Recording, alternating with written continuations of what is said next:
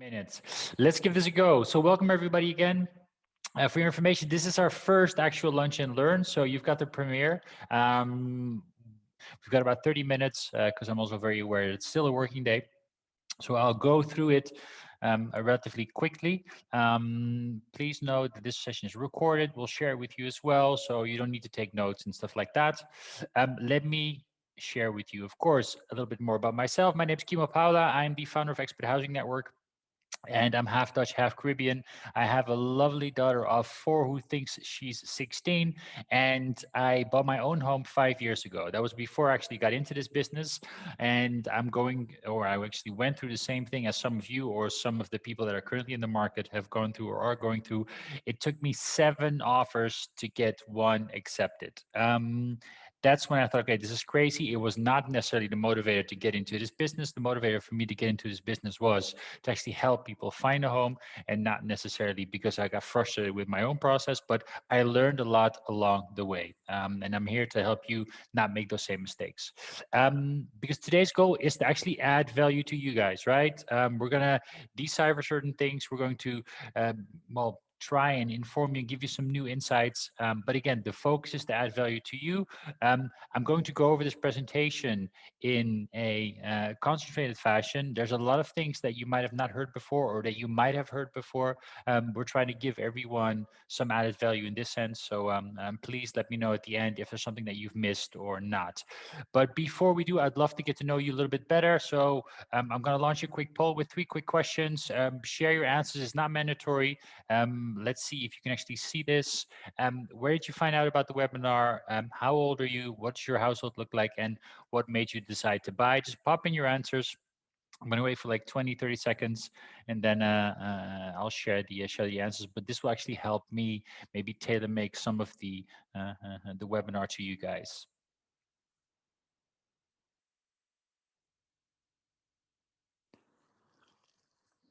Mm-hmm. Perfect. Well, thanks a lot for that. So the majority of you actually found us through social media or newsletter. Actually, let me share the results.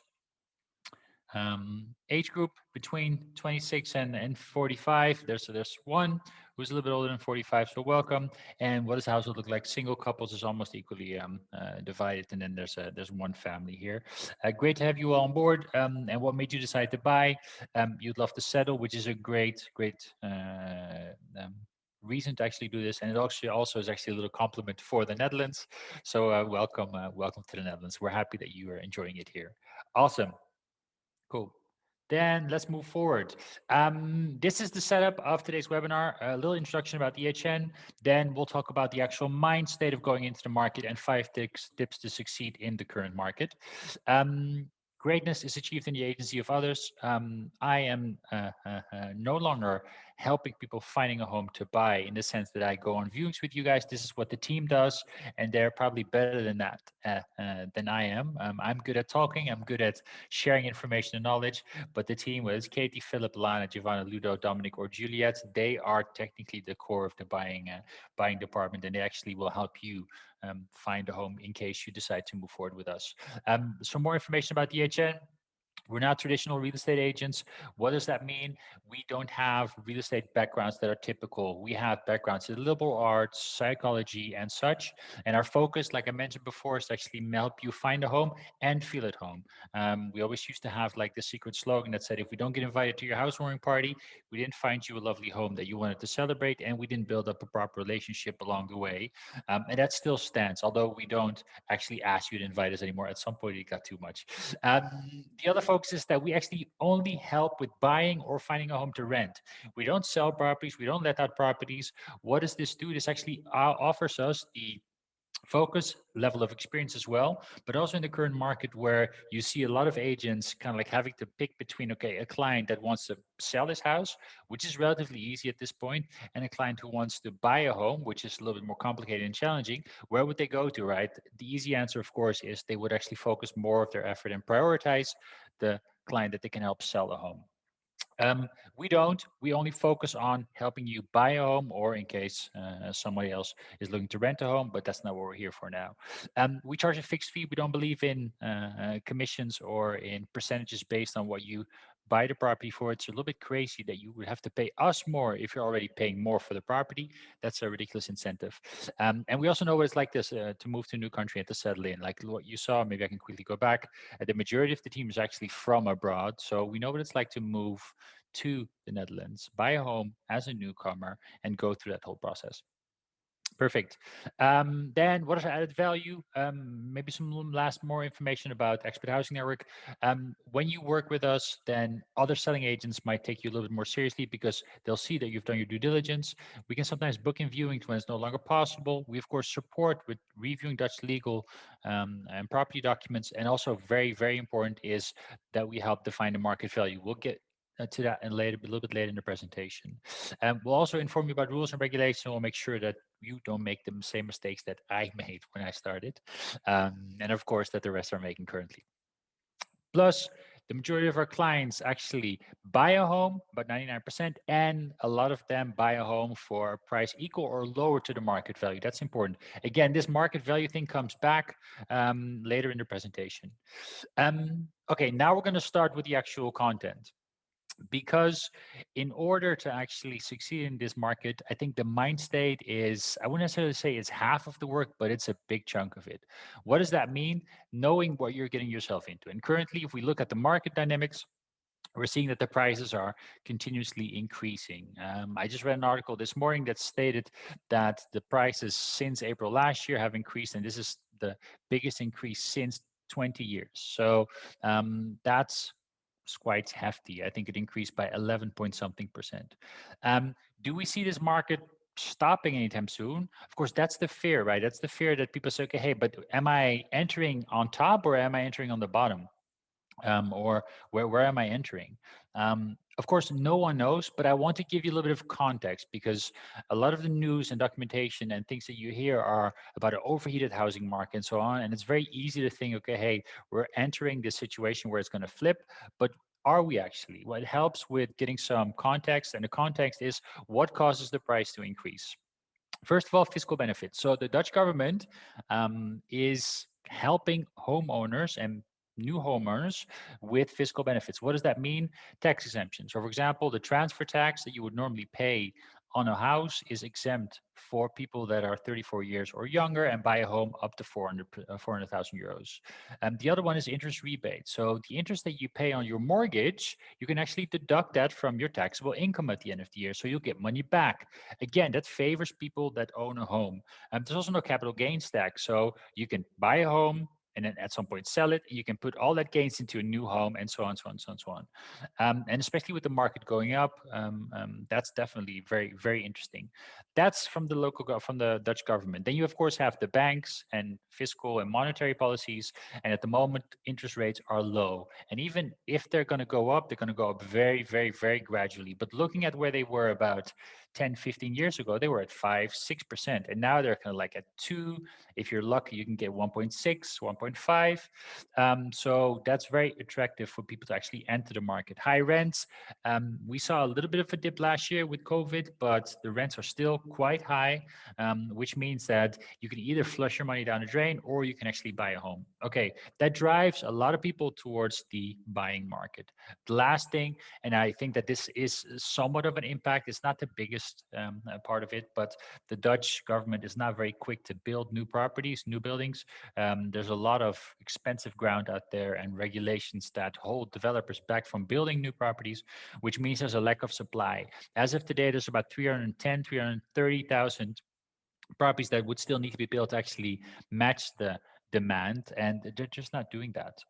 Are we seeing a change here? No, I don't foresee a change here on the short term, especially the top parts, because if we've seen one thing is that the Dutch government is very, very hesitant to touch any of these tax exemptions, interest rebates. They've talked about it, but at the moment we have a very liberal government, and they are, well, in favor of keeping these things in place, because in the end, what we're seeing here is a little bit of transfer of wealth from the younger generation to people who have assets or who can buy and purchase assets, and the government is focused a little bit more on that because it's a sensitive subject, right? If you take away the rights of interest rebates, then suddenly people will maybe move to another party. So they're not going to touch that. Low interest rates, we might see a little bit of an increase in the next 6 to 12 months because long-term interests on cash is going up a little bit. It's no longer free, or actually you don't earn any money on it. Rents, we don't see that changing, especially after COVID. We saw, or during COVID, we saw a little bit of a dip, but the world is slowly opening up again, normalizing again, and where maybe initially you didn't see the numbers of internationals move towards or flock towards Amsterdam, Eindhoven, Rotterdam, The Hague, Utrecht, name it. We're seeing that happen more and more, that more people are actually entering the Netherlands again. So again, this also links a little bit to the housing supply. That's also very, very long-term planning. So we're not seeing any change. So is this graph going to go up more? Of course, I don't know for sure, right? Like I don't have a glass ball. A crisis might be in a unexpected area, but if we look at the factors that have actually driven the price up since the 2008 financial crisis, then nothing has changed and nothing will indicate that they're going to go down the housing prices any short time. Okay, knowing that, you also enter in a market that's still going up, right? I know when I bought my home about 5 years ago, it was crazy back then, and people were like, "Oh, are you serious? You don't want to enter the market?" And now 5 years later, it's still going up. Last year, I considered, okay, maybe I should sell my home. You never know what's going to happen with COVID, right? It turned out that home became more important than ever. So I don't foresee a big change there, but it means that if you're entering a market that's still in the lift, then people will also show behavior based on that, right? So they'll consider, okay, hey, if I have to submit an offer, but if I'm almost sure that it's going to increase by 3, 4, or 5% on a yearly basis, then a year from now, the property is actually going to be worth what I'm considering offering over, stuff like that. So it starts a little bit with that mindset, understanding that it's a very competitive market at the moment due to the short supply, due to the very attractiveness of buying a home, but also knowing that you're dealing with people who are understanding part of the psychology. Some don't, some just act based on what they read in the news. But what you're reading in the news currently is that prices are going up, it's overheated and so on, and people start behaving like that. Doesn't mean you have to do that too. I'm going to warn you for a few things a little bit later on in the presentation, but I do think it's important to consider this when you submit an offer or when you go for a property. Okay, and then the second thing is your reference, right? Like, what do you want to look at? So the majority of you are actually renting at the moment, and most of you will actually be comparing the rental price to your mortgage amount, to your monthly mortgage amount. So, and if the rental price is bigger than your monthly mortgage amount, hey, then it's a good thing, right? Because it means that if your monthly mortgage amount is a little bit lower, then you're saving money. But one of the things that people are overlooking is that the monthly mortgage amount, the gross amount, is the amount of principal and interest. And one of the things that you should be looking at is, okay, hey, how does my rental price compare to the mortgage amount minus the principal? Because the principal is the amount that you're actually saving. So let me give an example. Let's say you pay €1,000 for your rental, and then you get a mortgage that is also €1,000, but that's including your principal. Your principal, however, is about €500. So technically you're saving €500 on a monthly basis. If you were to say, okay, hey, I'm happy to pay 1250 and save €500, or at least have a principal of about €500, then you're still saving €250 based on what you're paying today. And I think a lot of people are forgetting about that. So they just look at it one-on-one. But I think it's very important to keep in mind that it's not just a rental price versus your mortgage amount. It's also what are you paying for rent versus the mortgage amount minus the principal, because that's the money that you're saving. And of course, that should never be bigger, the mortgage amount or the interest, than your rental price. Preferably, the total amount is lower, but the principal is what you'll be saving on a monthly and annual basis. So when you look for what you can actually spend on something, take this into account. Yeah. Okay, cool. Then that's a little bit of context about the market, where it's going, what you can anticipate, what you can expect from it, and how you should look at payments and stuff like that. There's a few more things. So first of all, the tips to succeed, of course, preparations have to work. I just mentioned that mind state is important, but also knowing what your finances are going to be like and how you can best leverage that to actually secure a property. So nailing your finances. Where does it start? Of course, it starts with defining what the max is you want to spend on a monthly basis, but keep in mind that principal part as well, right? Because that might give you just a little bit more room there. The other part is making sure you get support from somebody who's a specialist. A lot of people are just directly going with their banks. That's fine, right? If you feel comfortable there, but please know the bank is I kind of like compare a bank and a mortgage broker to the bank is kind of like the old fashioned retail shop. You go in there, they'll try to sell you their products. That's about it. The mortgage broker is more kind of like your personal shopper slash stylist. They'll try to find well, a mortgage that fits and suits you best and that makes you most happy. One other thing is that they'll be able actually to tell you what you can borrow on a max basis, but also they can actually pre-confirm their mortgage. This is not official, but they'll know about 99% if your mortgage is going to go through or not, right? This is something that is super, super valuable. We'll get to that later down the line, but making sure that you get that mortgage will help you in the offer process.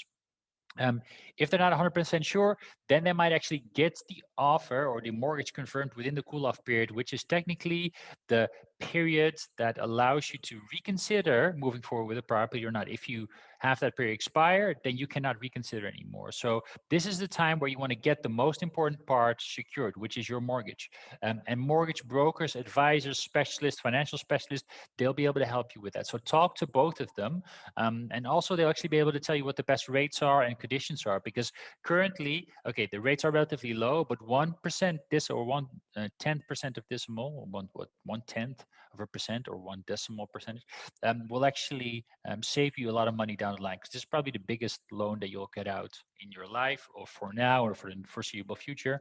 And you want to make sure you don't pay more than you have to. Also, if you were to decide to leave, or if you decide to want to pay more of your mortgage, then you don't want to have any negative consequences to that. So make sure you get somebody in that actually understands that. Do your due diligence. I cannot stress it enough. Talk with multiple people. Talk with the bank. Talk with a mortgage advisor. Talk with a financial specialist. And it's very easy just to go for the first, because it's a very low interest product, right? Like finances, like unless you're in it, the majority of the people necessarily don't like to deal with it, talk about it, or review it. But this will actually make your life easier down the line in the process of searching and confirming and securing a home. And it'll make your life also a little bit easier if you're actually able to spend less on your mortgage and enjoy life more. Okay, then of course, knowing what you have to spend on purchase fees. There's a lot of purchase fees involved with the property or buying a property, which means, for example, transfer tax if you're eligible to pay it, the notary, the appraiser, the name. We've got a list on our website, so please check out our website to see what the actual purchase fees are. But it's important that you can actually also save some money, not just for the purchase fees, which amount up to 3 to 5% of the actual purchase price, but also if you find a property that you're really, really into and you want to actually put some more money to make your offer more competitive, right?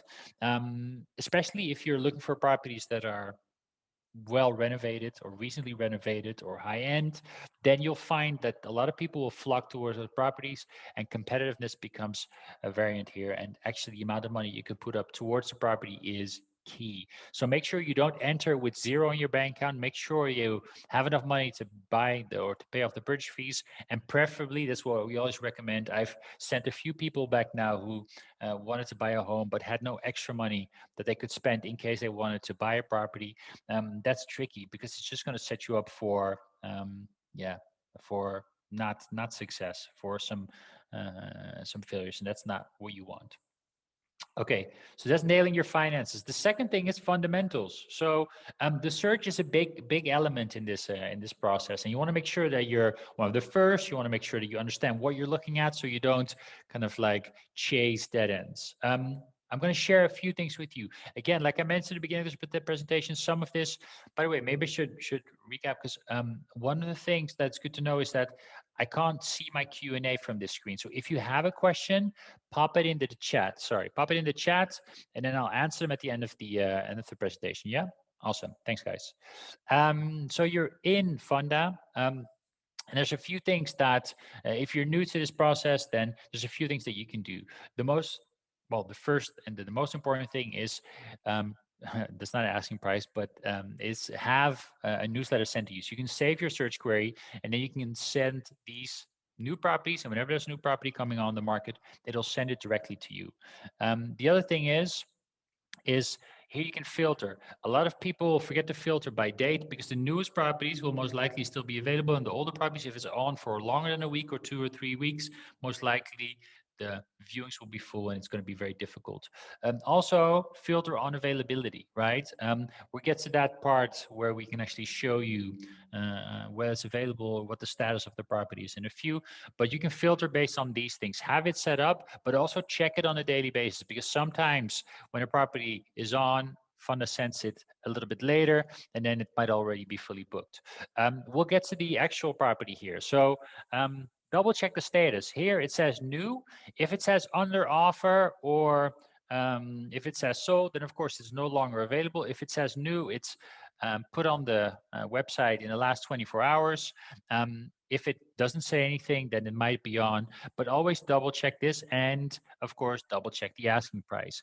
But the most important part of this section is the actual direct booking, because what I would always recommend, no matter what property you see, is book in a viewing so you're on that list. Especially now, it's super competitive, so a lot of people are chasing properties, which means that agents will have to make a decision who gets to view what.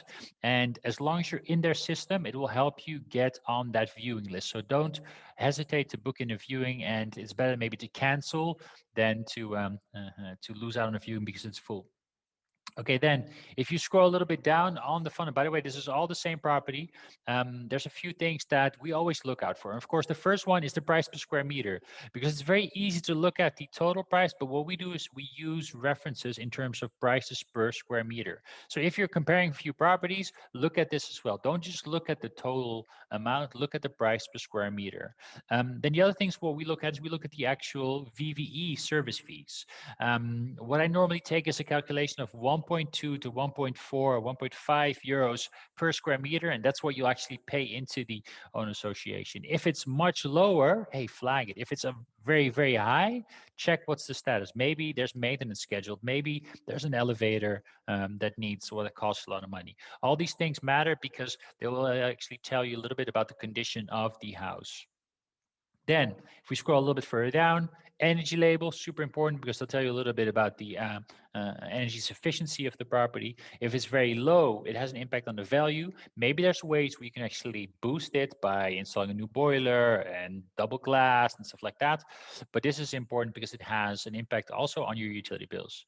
And then if it's a freehold or a leasehold, right? This is super important. And you'll find this more in the capital versus some of the other areas in the Netherlands.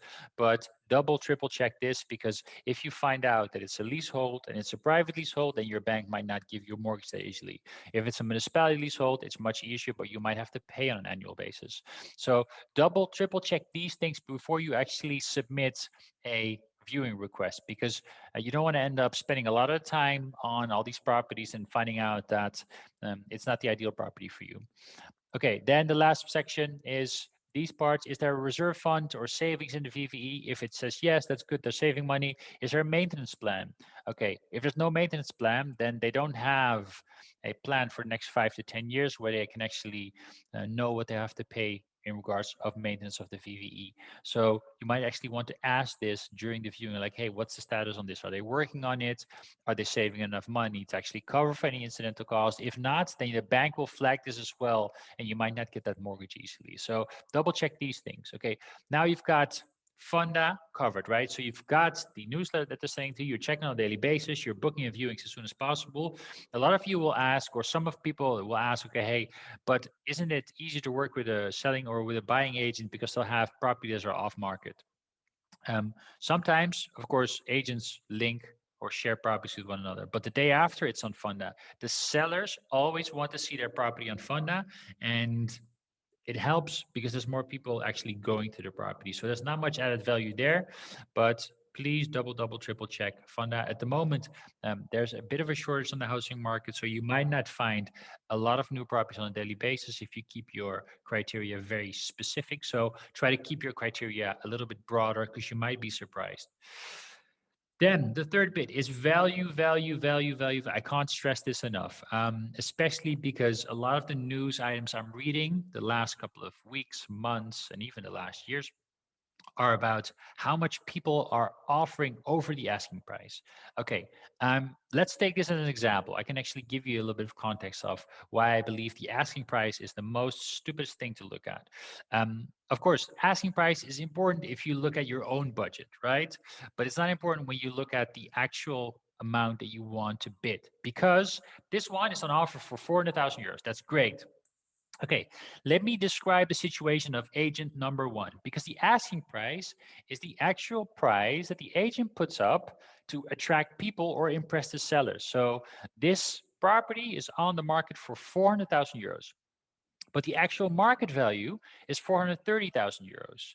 And in the end, somebody buys the property for 460,000 euros. That is awesome. That is great, because the selling agent has made a difference of 60,000 euros between asking and purchase price. That's 15%. And maybe this selling agent is actually a little bit conservative even. Because the actual difference between the market value and the purchase price is 30K. A lot of people are looking at this asking price and saying, okay, hey, how much do I have to bid over? But if this guy is conservative, let's look at the next guy. The next guy actually puts it up for 380,000 euros. And the market value is the same. It's the same property. And he also gets the same offer. But he can actually tell the sellers, like, hey, look, I've got 20% over asking price, or a little bit more actually. Technically, this difference between the market value and the purchase price is the same. Okay, this is where the narrative shapes a little bit of the dynamic in the current housing market, because a lot of people are talking about how much they should overbid over asking price. If everyone talks this narrative, then at some point people say, oh, you have to at least bid 20% over. But it happens very often that it's an actual conservative agent that puts the property on the market. And if we keep sticking to that narrative, then people will be offering 480,000 euros, right? So that's why we always say don't look at the asking price too much. Of course, when you look at looking for properties, use it a little bit to kind of like navigate how much you can spend, because you don't want to look for a property that's 400,000 euros if your budget is 380,000 euros, or if your budget is 310 or 410,000 euros, because most often the selling agents will put the property up for a little bit below market value, but sometimes people put it up for a lot below market value, sometimes very close, sometimes even at market value. And we've seen properties that have been put on the market for over the market value. Okay, the market value is therefore super important, right?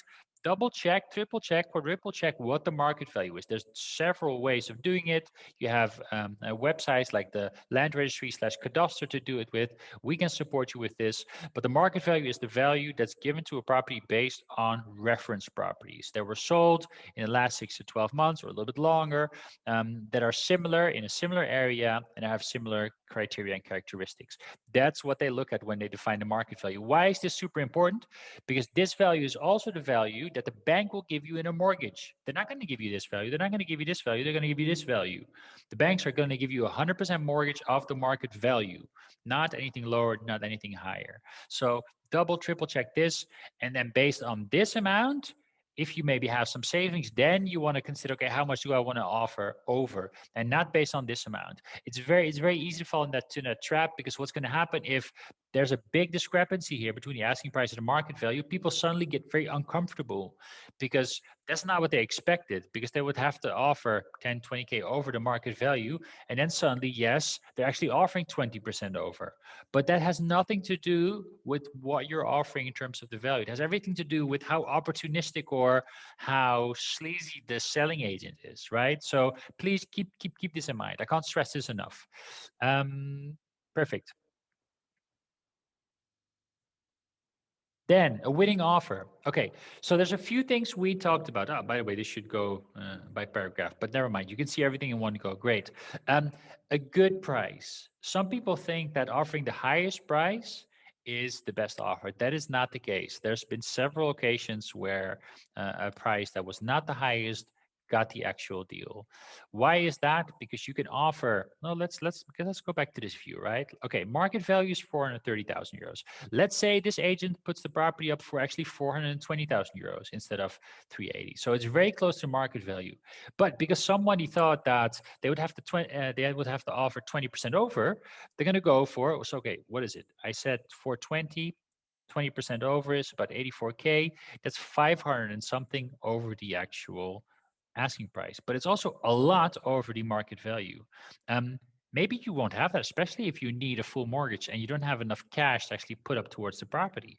Then the bank is going to say no, and the selling agent will say, you know what, I don't have a lot of confidence in this offer because these guys are not really knowing what they're doing. They're offering way too much overvalue. They're never going to get that mortgage and they don't have enough money in savings. So the highest offer is not always the best offer. Offer a good price. You don't want to, of course, frustrate the sellers and offer below market value. Unless the property's been on for so long, then you maybe have some room to negotiate. But offer a good price, base it on market value, and of course on what you want to spend on top of it if you want to spend anything on top of it. Okay, that's the first one. Second one is offer security. Sellers are selling their property. Most often, they've bought a new property as well in the near future, or they want to do something with the money, or they just want to leave the country, name it. What you want is you want to offer the seller security that you're going to move forward with the deal. It happens very often where people submit an offer and then 2, 3 months down the line, turns out they can't get the mortgage and they pull out. The seller has to start over again, even if this is 3 or 4 weeks. And actually, maybe one of the reasons why I got lucky, I was able to buy my house, is because the people that were selling it had two deals kind of like fall through because one, the person couldn't get his finance, and the second, I think there was a fight between the couple and they couldn't move in. So it's super, super frustrating for a seller to go through that. And even more so for a selling agent, because the selling agent is not very known to wanting to put the work in. So what they want to do is they want to guide the seller towards the most secure offer. What does that mean? Several things. Okay, whenever you submit an offer, you can add certain conditions. One of them is a finance condition, which states that if you get your mortgage, you're good to go. But if you don't get your mortgage, you can pull out. Sometimes there's a time frame linked to that. If you put that in, that can work, but it also gives the seller the idea, okay, hey, he needs a mortgage, first of all, which is not necessarily a bad thing. But if you say you need the full amount in mortgage, you don't have anything in savings, then if something happens and it turns out the property is not worth what you thought it was, then it might fall through and then the seller has to start over again. If the selling agent has an offer like that for 100% mortgage versus a offer that says, okay, we need a mortgage, but we only need 90%, they're going to feel more secure with that second one. And maybe the second offer is not the highest offer, but it has better conditions because it's going to give the seller security that you're going to move forward. The same thing applies for technical inspections and any of the other requests, right? In the end, the seller needs to feel comfortable with the deal, of course, and secure that you're going to move forward. And the selling agent will always drive the offer that is also giving him the least amount of work and enough money. Okay, then the least amount of hassle.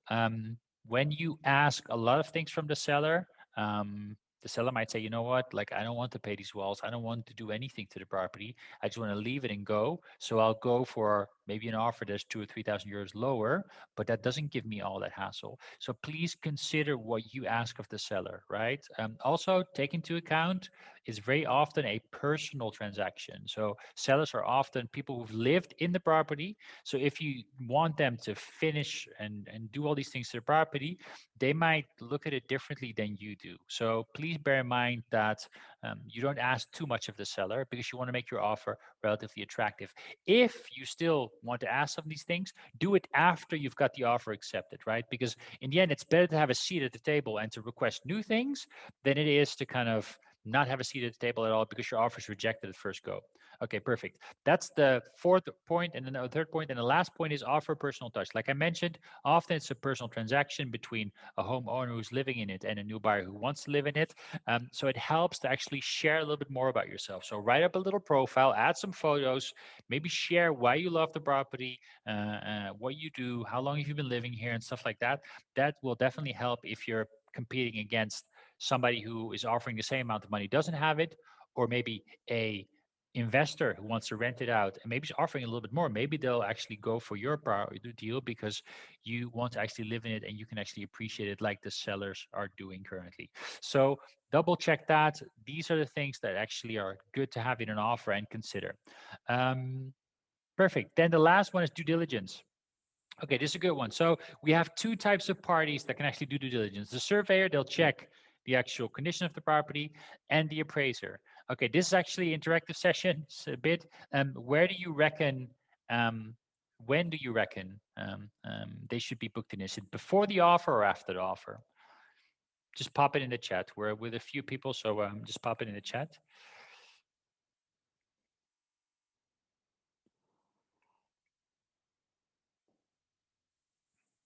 Okay, I see one before. I see a few afters. Okay, a lot of people ask us, okay, hey, but if I need to get the market value, I need to get an appraiser in before I submit the offer. No, it's after. Both of these guys come in after your offer gets accepted. Why?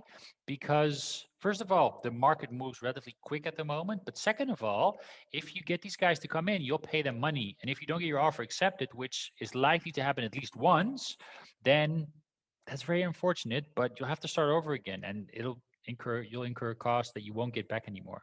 So what you do is you submit the offer, and when the offer gets accepted, then you book these guys in. Book them in before you commit it. When you sign that official document and you're considering or your cool-off period ends. There's about a week there, a week and a half, sometimes 2 weeks, where you can arrange for these guys to come in.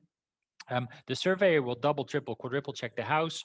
Make sure you get somebody in, especially if you're buying an older build, 20 years older, something like that. Anything that's relatively new build, that's up to you. The appraiser is super, super, super important because they will actually help get the appraisal, and then they'll send it to an independent institute. And then once it's double checked there, see if you play by the rules, then the bank will take that over and say, okay, this is the amount of money that you will get. So get them in after your offer is accepted, but time it wisely. Also, if we go back to this previous slide, if we go back to this previous slide, the least amount of hassle, right? One of the things, especially if it's a property that needs a little bit of work, is that if you add, for example, a clause to the offer that says, hey, we want to get a technical inspector and we want to be happy with the results, then that is a very broad suggestion. That's a very broad sentence, right? Let's say you want to get a technical inspector in, and if the amount of cost surpasses a certain amount, then you want to be able to pull out. That's already much more specific. You can also say, we're not going to add anything about technical inspector in. We are going to share that we need an evaluator. And once the evaluator gets in, we'll just come by with somebody who is kind of like a technical inspector as well. The landlord or the seller or the selling agent will most likely say yes once the offer accepted. And they're not going to pull out and say, no, we're not going to do it. We're going to go with somebody else because most likely you'll have the best offer then. So double check how you submit these guys into an offer and when you actually get them into the property. After the offer is accepted, and how you do it depends a little bit on the dynamics with the sellers as well. Wow, that was how much time? That was relatively quick. I thought I could do it in 20 minutes, but it's much more information than I thought.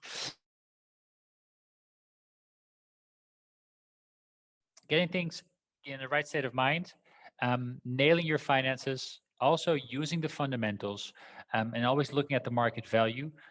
Send a smart offer, so consider it, think about it, how you're actually going to play it, and time your due diligence. These are the things that will help you succeed in actually securing a home. We've got a little bit of time for Q&A. Pop your questions in the chat. I'll answer them. What I'll also do is I'll pop a link in the chat. If you want to have a free intake after this, just ring us. Let's see if the link still works. But just ring us here, schedule a session with one of the team, and they'll actually be able to dive deeper into your personal situation. Maybe I already saw some questions in the chat. Yes, one from Victor: how less attractive do these make a buying offer, financial condition and building inspection? So the financial condition, it depends a little bit, right? I think it's very important that you state how much money you actually need in terms of a mortgage. Also, this goes in combination with a little bit more about yourself, because there are, for example, countries that banks behave a little bit differently towards. Those are risk countries. Some of the Middle Eastern countries, some African countries, and name it. So if you can actually share with the sellers, like, hey, we're from here and here, we've been in touch with a mortgage broker, we're very far in the process. Um, we do need a mortgage, but only for 90%, 85%, 80% of the purchase price. So we have cash to put up towards the property. We also don't need a lot of time to consider or to have this mortgage process approved for. So we don't need 4 weeks. We give us a week and a half, 2 weeks. It's always easier to ask for an extension than it is to say, okay, hey, we want 4 weeks up front, and they'll reject it. So double check how you actually set up the financial condition in the offer. Building inspector, um, it also depends. This is something you can gauge during the viewing, like how important or how confident is the selling, especially if it's a newer build or if it's a property that looks like it's in a good condition. Technical inspections don't necessarily are critical or are a deal breaker for the seller. But what you can do is you can say, okay, hey, later on, okay, we've thought about it. We would like to actually get a technical inspector, and after your offer gets accepted. Otherwise, you can still put it in. We don't see a lot of pushback on that. How much saving should we be required from Bushan?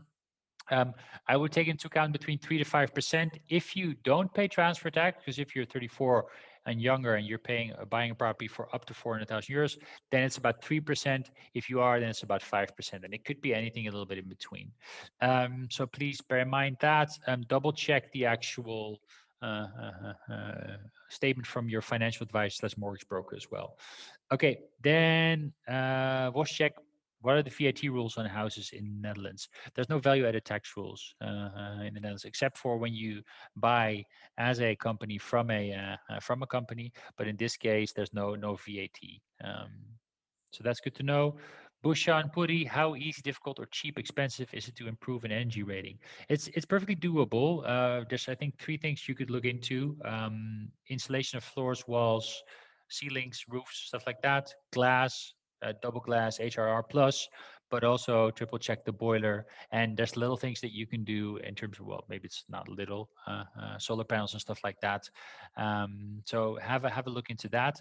It depends how big your house is, how much your falls under your responsibility. Sometimes, for example, exterior things are the responsibility of the VVE, which is the owner association of all the owners in the building, and then maybe you can share that into you can share the cost in that sense. How can you check the market value? The land registry has ways to actually check the market value. It's a little bit of a puzzle. We can support you with that, so feel free to reach out. Is the market value check included in our fee? Definitely. That's probably one of the most important things besides legal documents and just an overall support. But definitely it's included in our fee. What legal advice do you recommend to get throughout the purchase process? I wouldn't necessarily get any extra legal advice. The notary will be kind of like an independent party. He'll give you and also the seller legal advice, and he has a responsibility to make sure you understand what you're signing for. So he'll ask you some critical questions. He'll help explain matters that maybe are not very clear, but this is where you also you can get us on board on this. And if you want to do it yourself, yeah, have somebody check the legal documents, right? Especially the property documents, if there's anything in there that you need to know about, and the purchase contract, transfer deed, the mortgage deed. But again, I would actually get somebody on board to support with that. What website do you recommend to better understand market value of various properties? I can actually put that in. I think the Cadastre, the NL, is a good way to actually approach that. Walter Living is also a good one. Have a look at these guys. And if you need support down the line, we're happy to give it to you. I saw there's some question in the Q&A. I can't see that while I have this presentation open. There's a few people left still. If you have any further questions, let me know. What I'm going to do is I'm going to ask you to share your experience. Would you refer this webinar to a friend or a colleague? I would love to get your thoughts on this. If you would score us a 7 or lower, or if you have any thoughts on how we can actually improve this session, let me know. Just pop it in the chat. What would you do? What kind of information would you like additionally to this webinar that could actually help you in the process? Because that's going to help us with webinars for future folks, especially considering this is the first one. I think it went pretty well. I hope it added value to you guys. I'm seeing some good scores. My parents will be very happy with these scores if I could come back with them to them. Perfect. Okay.